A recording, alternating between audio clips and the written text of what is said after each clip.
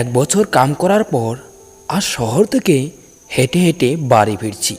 তবুও মনে খুব আনন্দ, কারণ নিজের গ্রাম বলে কথা, সেখানেই অনেক স্মৃতি পড়ে রয়েছে।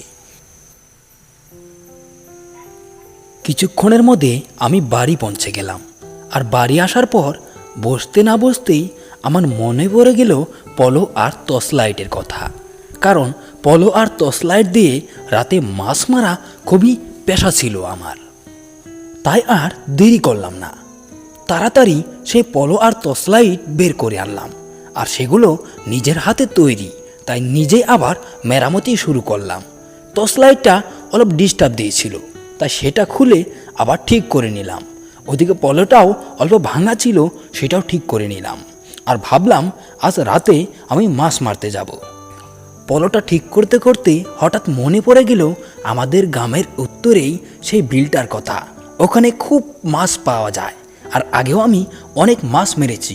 তবে এক বছর পর এখন তো সেই বিলটার হাল কেমন হয়েছে জানি না। তবে ওখানে আমি যাব মাছ মারতে।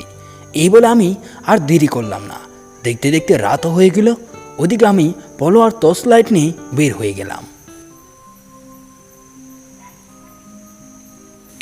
সেই বিলটা ছিল আমাদের গ্রাম থেকে প্রায় 1 কিলোমিটার দূরে। তাই পলো আর টর্চ লাইট নিয়ে অনেকক্ষণ হাঁটলাম। হাঁটার পর অবশেষে সেই বিলটায় পৌঁছে গেলাম।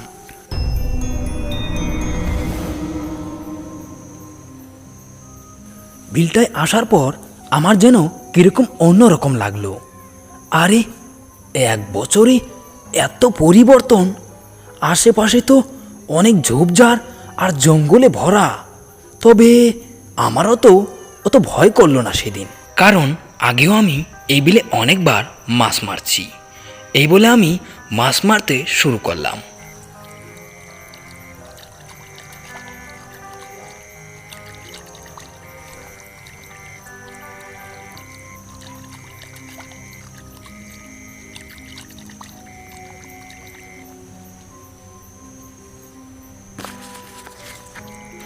অনেকক্ষণ মাছ মারলাম, বেশ ভালোই সেদিন আমি মাছ পেয়েছি।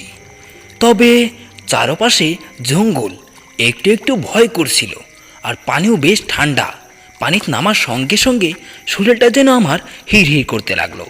আসল কথা কি, পানির ঠান্ডাতেই মনে হয় ভয় ভয় করছি। কিছুক্ষণের মধ্যে অনেকগুলো মাছ মারলাম আর ভাবলাম এখন বাড়ি চলে যাই। কিন্তু তখনই তো একটা ঘটনা ঘটলো।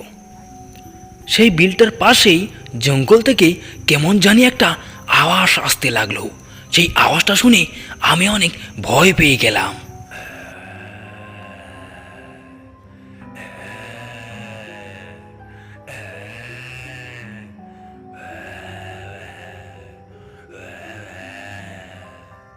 আমি আওয়াজটা শুনে এদিক ওদিক দেখতে লাগলাম।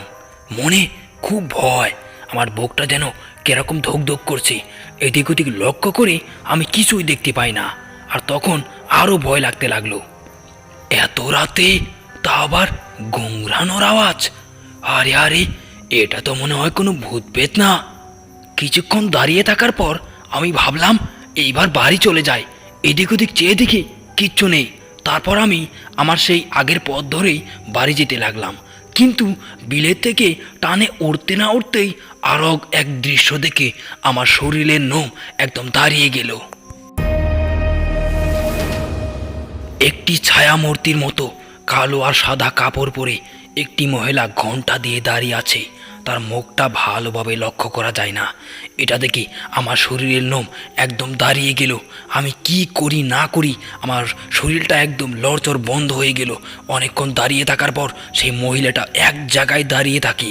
আমি আমি আমি ভয়ে একদম আতঙ্ক হয়ে গেলাম। এরপর হঠাৎ আমি চিৎকার করে ওরে বাবারে বলে ওখান থেকে দৌড়াতে লাগলাম। দৌড়াইতে দৌড়াইতে আমাদের গ্রাম পৌঁছে গেলাম। আর ওখানে আসার পর হঠাৎ আমি পড়ে গেলাম।